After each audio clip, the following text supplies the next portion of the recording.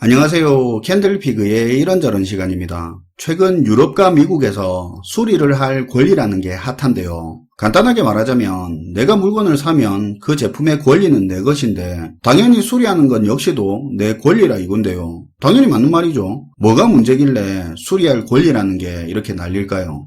사실 제조사들이 물건을 판 이후에 소비자가 수리할 상황이 되면 수리에 대한 독점적인 위치를 이용해서 소비자의 선택권을 과도하게 제약하게 되는데요. 소비자들의 수리할 권리를 침해한다는 겁니다. 성능 보호를 이유로 제조사가 운영하는 수리 업체 외에서 따로 수리를 하는 것만으로 제품에 대한 책임 자체를 거부해버리고 어쩔 수 없이 제조사 수리센터를 이용하는 고객들에게 과도한 수리 비용을 청구한다든지 사소한 부품만 교체를 해도 되는 걸 필요 이상으로 모듈화를 해서 전체를 교환할 수밖에 없게 만들거나 또는 높은 수리비로 차라리 새 제품을 구매하도록 유도한다는 건데요. 이런 이유들로 수리할 권리라는 말이 등장을 한 거죠. 사실 수리할 권리라는 게 핸드폰이나 카메라 등 디지털 기기를 중심으로 몇 년 전부터 계속 나오던 이야기인데요. 최근 들어 이 권리가 유럽이나 북미 지역에서 중요한 부분으로 떠오르고 있고 실제로 법적으로 제도화되고 있습니다. 그래서 오늘은 어떻게 보면 우리가 문제가 있다고 한 번쯤은 생각은 하지만 그렇게 관심을 가지지 않았던 수리할 권리가 뭔지 또 어떤 논란이 있는지도 한번 알아보도록 하겠습니다.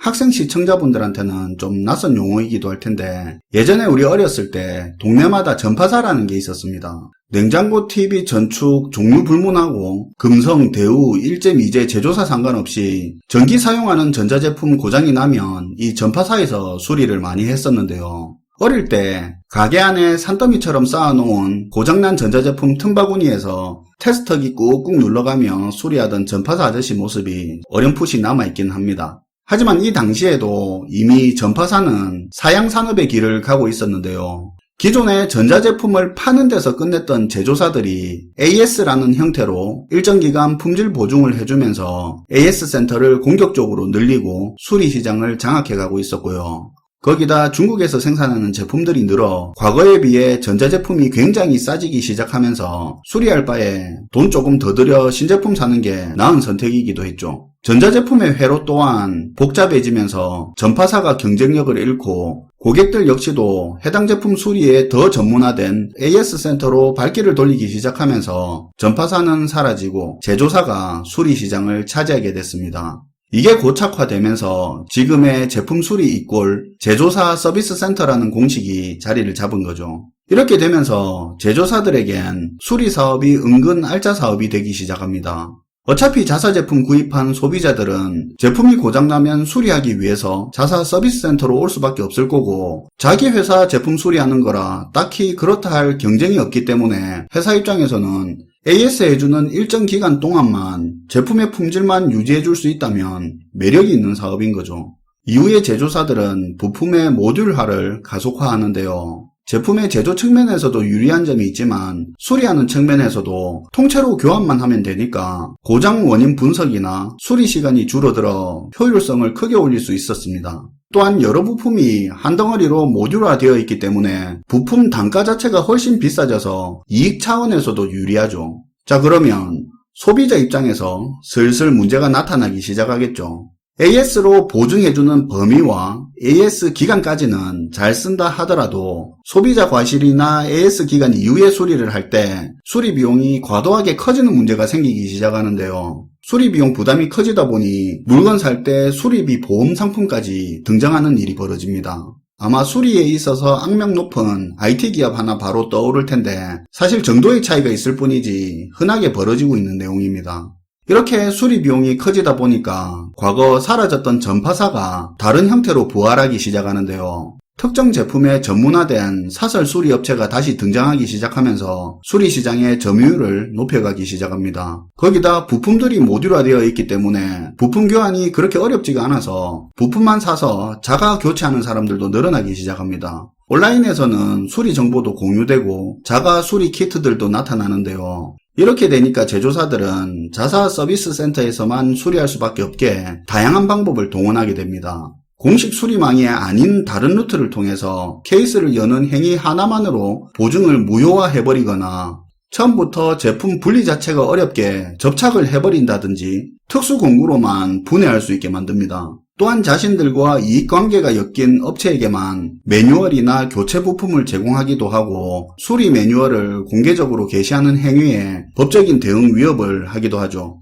또한 기술적으로 완전히 동일한 부품이나 소모품이라 할지라도 자사 공식망을 통해 교체된 것이 아니라면 지속적으로 경고성 메시지가 뜨게 해서 사용을 불편하게 한다든가 하는 방법 등으로 다양한 형태로 자기 회사를 통해서만 수리할 수밖에 없도록 만드는데요. 이런 일들이 벌어지다 보니까 제품의 주인인 소비자의 수리할 권리를 침해하지 말라는 수리할 권리가 뜨거워지고 있는 겁니다. 그런데 사실 논란의 여지가 아예 없는 건 아닙니다.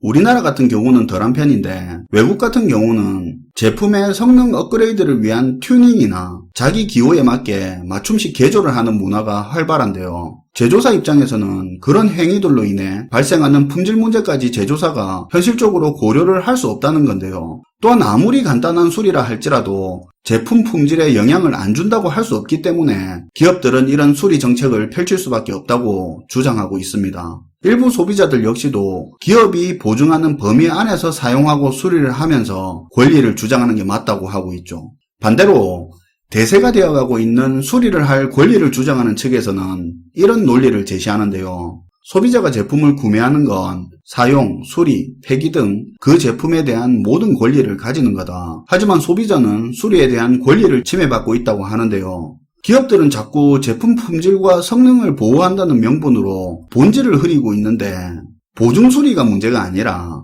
제조사가 아닌 다른 곳에서 수리 자체를 하기 어렵게 만들고 그렇게 독점적인 수리권을 장악해서 폭리를 취하는 게 문제라는 건데요. 사설 수리점의 부품 유통을 막고 수리 정보를 공개하지 않고 특수 나사를 사용하고 분리 자체를 못하게 하는 구조로 만들어서 사설 수리 회사를 도태시키고는 노후화된 배터리 20-30달러면 교환하는 걸 두세 배 폭리를 취하는 행동이 소비자가 자유롭게 수리할 권리를 침해하는 게 아니면 뭐냐는 건데요. 사실 이 수리할 권리에 대한 요구가 이전부터 있어 왔는데 최근 들어 더 커지는 이유가 지금 기업 경영에서 중요시되고 있는 ESG 영향 때문이기도 한데요. ESG는 환경, 사회, 지배구조의 약자로 우리가 과거 익히 들었던 기업의 사회적 책임이나 이런 거하고 비슷한 것들이 확대된 개념인데 자율적인 부분을 넘어서 제도화되고 있는 큰 흐름입니다. ESG에 대해서는 제가 나중에 따로 한번 다뤄드릴 겁니다. 지난 시간에 했던 자본주의의 한계하고도 직접적으로 관련이 된 내용이라 개별 주제로 해야 할 것 같습니다. 아무튼 ESG 중에서 환경이라는 포인트 때문에 이 수리할 권리가 더 큰 힘을 얻고 있는데요. 기본적으로 환경을 생각한다면 고장나서 버리고 새로 사는 것보다는 고장난 걸 고쳐 쓰거나 업그레이드해서 사용하는 걸 지향하겠죠. 그런데 앞에서 말한 행동 등으로 제조사가 수리해서 쓰는 걸 어렵게 만든다면 이건 기업이 경제적인 이익을 위해 환경에 역행하는 경영활동이 될 수 있습니다.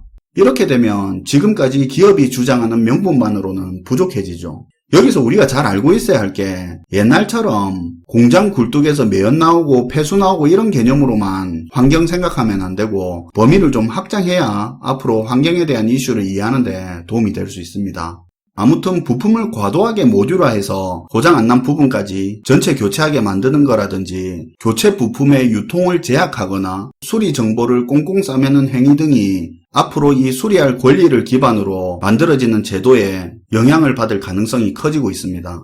독점적 수리 권한을 악용하려는 기업이 있는 반면에 제품에 대한 수리 정보를 공개해주는 그런 기업도 있는데요. 노트북으로 잘 알고 있는 델 같은 경우가 자주 거론이 되는데 실제로 델은 제품의 구체적인 정비 매뉴얼을 공개하고 있습니다. 저도 한번 보니까 나사 사이즈부터 부품 분해 조립 절차, 시스템 세팅과 관련된 정보들까지 다 있더라고요.